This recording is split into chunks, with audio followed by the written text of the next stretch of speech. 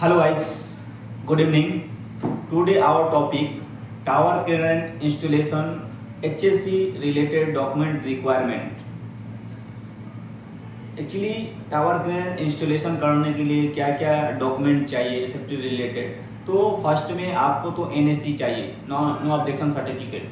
तो no objection certificate किससे चाहिए? तो हम लोग दुबई में काम कर रहा था DCAA से चाहिए, Dubai civil aviation authority department से हमको चाहिए कि इधर एयरक्राफ्ट कितना हाइट पे जाता है, कितना हाइट पे आता है, तो उसके लिए हमको क्लियरेंस चाहिए।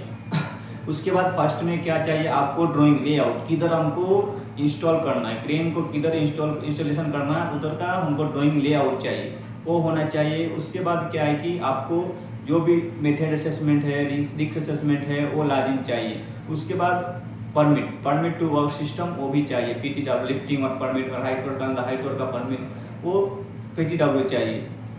उसके बाद क्या है कि जो भी इक्विपमेंट है, मोबाइल क्रेन आ रहा है, जैसे मोबाइल क्रेन जैसे मोबाइल टावर का इंस्टॉलेशन करने के लिए लाजिम एक मोबाइल क्रेन चाहिए। तो मोबाइल क्रेन के लिए आपको लाजिम क्या क्या डॉक्यूमेंट चाहिए?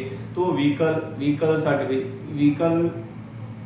व्हीकल लाइसेंस चाहिए। उसके बाद उसका थर्ड पार्टी सर्टिफिकेट चाहिए, जो भी उसका लिफ्टिंग गेयर्स है उसका थर्ड पार्टी सर्टिफिकेट चाहिए, और मेंटेनेंस सर्टिफिकेट चाहिए। और उसका जो भी ऑपरेटर है तो ऑपरेटर का ड्राइविंग लाइसेंस चाहिए, उसका थर्ड पार्टी ट्रेनिंग कार्ड चाहिए, और मेडिकल फिटनेस चाहिए। उसके बाद जो भी उसके अंडरटेकिंग लेटर, अगर दूसरा कंपनी को बंदा है हायर करके वो दूसरा कंपनी लेके आए तो उसका अंडरटेकिंग लेटर भी चाहिए। उसके बाद क्या है कि जो भी लिफ्टिंग सुपरवाइजर है तो लिफ्टिंग सुपरवाइजर का भी थर्ड पार्टी सर्टिफिकेट चाहिए। जो भी टावर क्रेन आरएक्स करने वाला बंदा है उसका भी थर्ड पार्टी ट्रेनिंग चाहिए, और मेडिकल फिटनेस उसका भी चाहिए क्योंकि हाइट पे काम करने के लिए जाएगा। तो उसके बाद जो भी रीगर है, रीगर का भी lifting third party training card चाहिए, TPC। उसके बाद क्या उसका मेडिकल फिटनेस भी होना चाहिए। जो भी उधर फ्लैगमैन है, फ्लैगमैन का भी थर्ड पार्टी सर्टिफिकेट चाहिए, और उसका मेडिकल फिटनेस उसका भी चाहिए। मेडिकल फिटनेस क्यों चाहिए? क्योंकि उसका विजुअल, मतलब वो बराबर बोल रहा नहीं बोल रहा, उसको बराबर सुनाई दे रहा नहीं सुनाई दे रहा, उसको बराबर दिख रहा कि नहीं दिख रहा, तो लाजिम उसके लिए मेडिकल फिटनेस लाजिम चाहिए।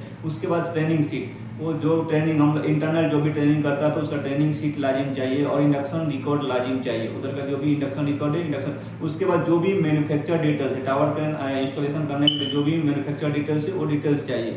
उसके बाद जो लिफ्टिंग प्लान है वो लिफ्टिंग प्लान भी चाहिए, लिफ्टिंग प्लान चाहिए। उसके बाद लोड चार्ट, उसका लोड चार्ट उसमें क्रेन में है कि नहीं, वो लोड चार्ट भी डॉक्यूमेंट उसका चाहिए। तो इतना रिक्वायरमेंट हम लोग को टावर के इंस्टॉलेशन करने के लिए इतना डॉक्यूमेंट चाहिए, तब हम लोग कंस्ट्रक्शन साइट किधर भी हम लोग काम कर सकते हैं। इतना डॉक्यूमेंट फॉलो करेंगे हम लोग, जो भी HSC डिपार्टमेंट में काम कर रहा है, UAE काम कर रहा है, किधर भी गल्फ कंट्री में काम कर रहा है, तो लाजिम ये सब डॉक्यूमेंट होना चाहिए, तभी हम लोग काम कर सकता है। Okay, thank you. और क्या है कि उसके बाद इमरजेंसी रेस्क्यू प्लान भी चाहिए। रेस्क्यू प्लान भी रहना चाहिए साइट पे, कुछ इमरजेंसी हो गया उस टाइम में रेस्क्यू प्लान अवेलेबल रहने का, वर्क एट हाइट का रेस्क्यू प्लान रहने का, नहीं तो लिफ्टिंग वर्क का रेस्क्यू प्लान उधर रहने का। जो भी आदमी अरेस्ट कर रहा है तो उसका रेस्क्यू प्लान, कुछ इमरजेंसी हो गया, कोई बंदा अनकॉन्सिक्वेंस हो गया तो उस टाइम इमरजेंसी रेस्क्यू प्लान रहेगा, और रेस्क्यू किट रहने का उधर। जो भी रेस्क्यू किट है रेस्क्यू करने वाला, वो रेस्क्यू किट भी रहने का, और रेस्क्यू किट का थर्ड पार्टी सर्टिफिकेट अवेलेबल रहने का। जो रेस्क्यू किट रेस्क्यू करने वाला बंदा उसका rescue training third party training card रहने का, सर्टिफाइड रहने का, वही आदमी रेस्क्यू कर सकता है वर्क एट हाइट का।